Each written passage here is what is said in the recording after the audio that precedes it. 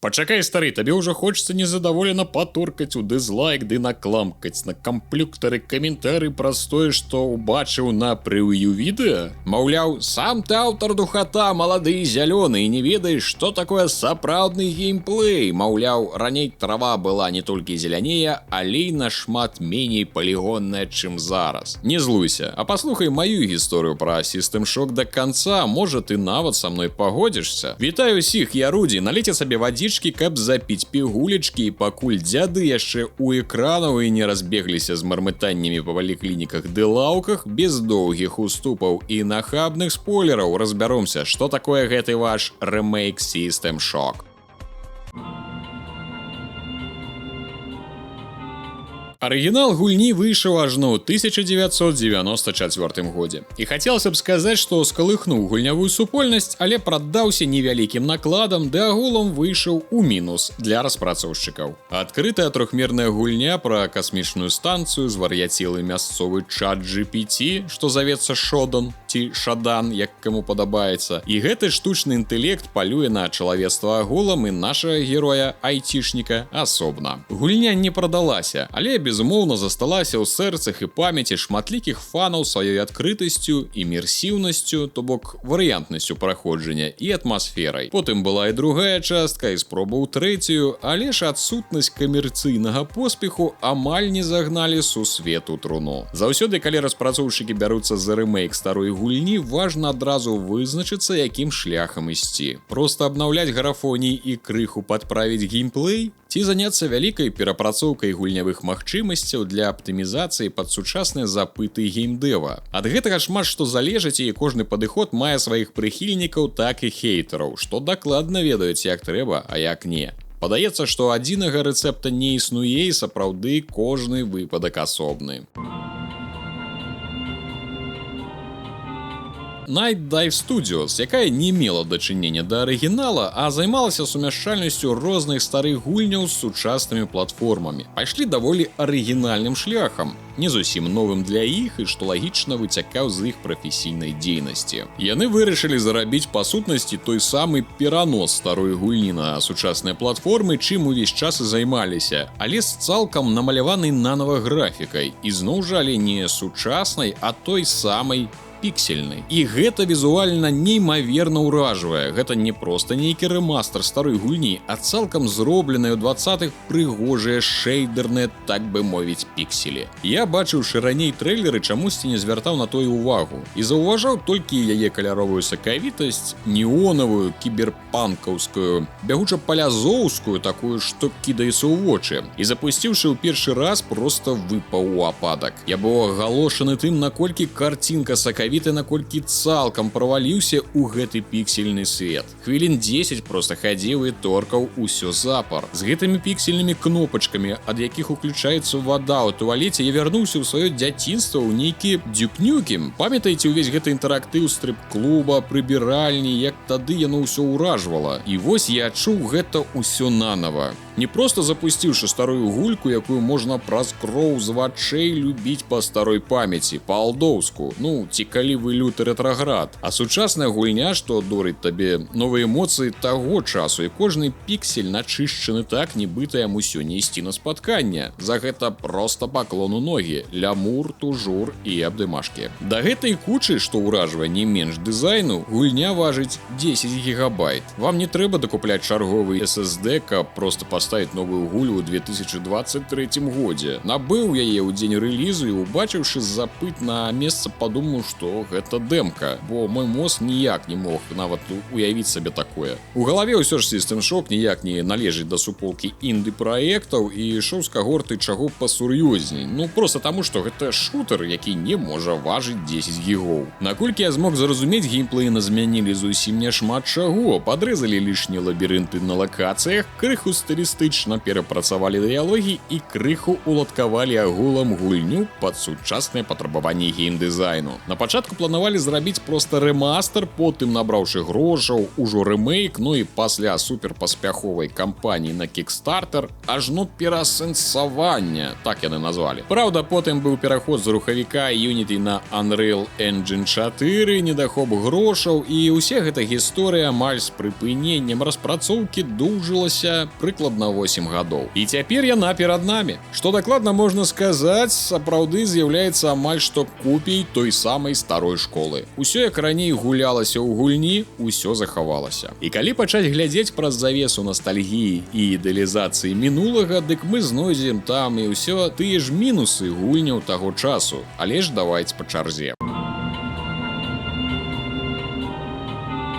Першую чаргу System Shock шутер, калідорны шутер, і гэта асноўная механіка гульні, страляніна. Зброя тут шмат, яна разнастайная, з рознымі рэжымамі стральбы і рознымі патронамі. Улічваючы пры гэтым, што ёсць інвентар, які абмежаваны і далёка не бяздонны, гэта разнастайнасць робіцца праблемай. Патронаў не мільён, прыходзіцца цягаць адначасова шмат розных стрэльбаў з сабой, і праблемы з месцам будуць. Не так жорстка, як у Resident Evil, але прыйдзецца сачыць. Бо другая механіка па перапрацоўцы смецця, што вы знойдзеце, таксама забівае інвентар. Здаецца, ну не збірай і будзе ўсё добра. Дык вось не, недзе бліжэй да сярэдзіны гульні зразумеў, што неяк усё складана. Патронаў мала, аптэчак мала, ворагі зносяць шмат хп і часцяком забіваюць, бо зноў жа эканоміш патроны і намагаешся абысціся меншай крывёю. Але ж усё лагічна выцякала з майго ігнаравання механікі збору смецця. Збіраеш яго, перапрацоўваеш, атрымліваеш крэдыты, за іх набываеш патроны і паляпшэнне зброі. Як толькі я гэта пачаў плённа выконваць, дык і не так складана зарабілася. Але ж цяпер, як той валацуга, збіраеш бляшанкі, пласкагубцы, бутэлькі, нейкія ноўты, інструменты, бяжыш праз усю карту, каб гэта здаць. Націскай падабайку, калі ў дзяцінстве таксама здаваў бутэлькі і кардон. Рабі рэпост, калі верыў, што можна здаваць попел ад цыгарэт у аптэках і камарыныя носікі. Дык вось, гэта дакладна адна з самых марудных частак. Кожны прадмет трэба перапрацаваць асобна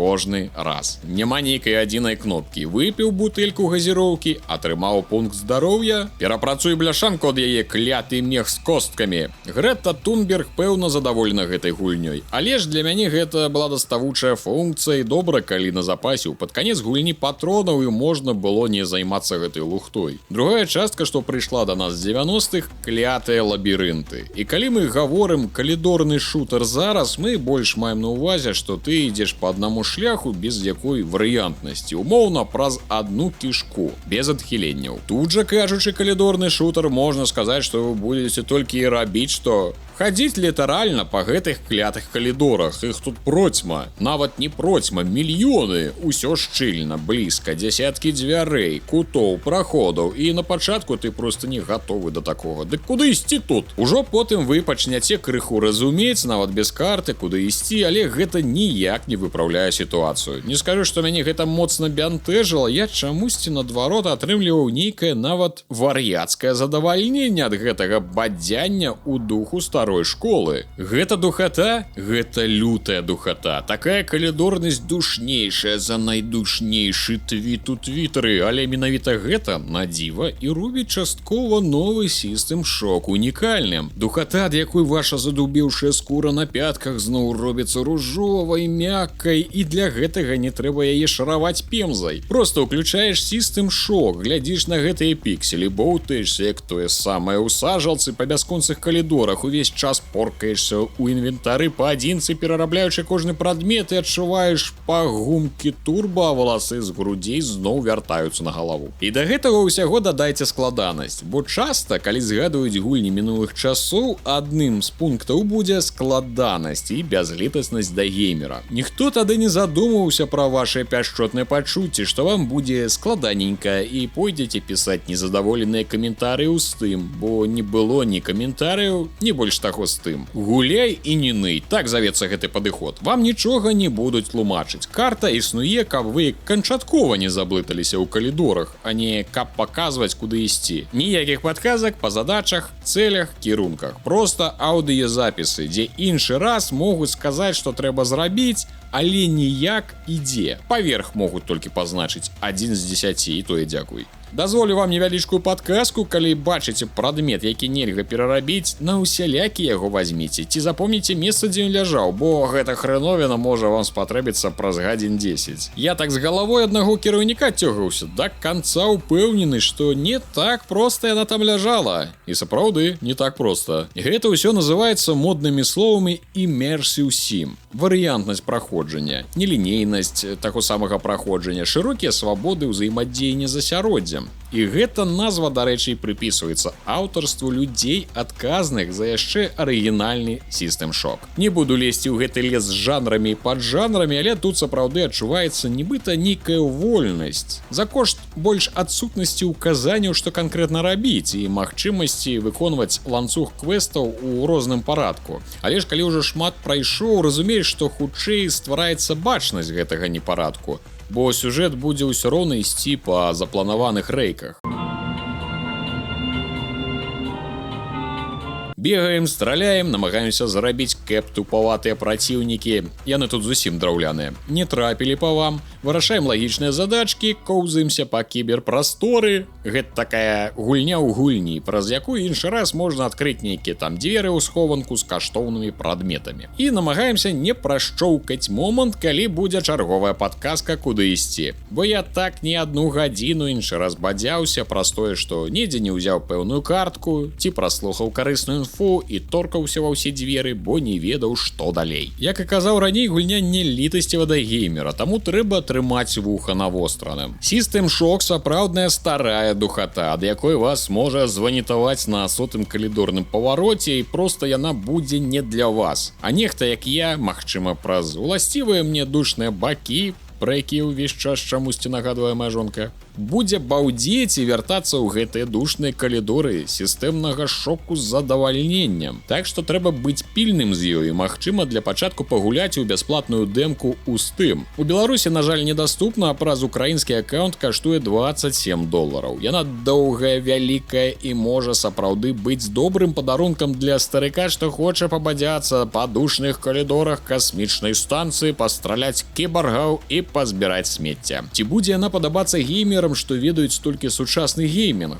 Гэта пытанне сапраўды цікавае, бо яна можа іх прыемна ўразіць дзіўнай старыкоўскай графікай, атмасферай і также быць уразлівай ад старыкоўскага геймплею. Без падрыхтоўкі і пары алдовых гульняў можа быць складана. Чакаю на вашай гісторыі знаёмства з гэтай ужо амаль што старажытнай серыі, якой болей гадоў, чым некаторым з маіх гледачоў. Ну і таксама хацеў бы пачуць вашы ўражанні, калі гулялі і ў арыгінал, і ў гэты перасэнсаваны рэмейк.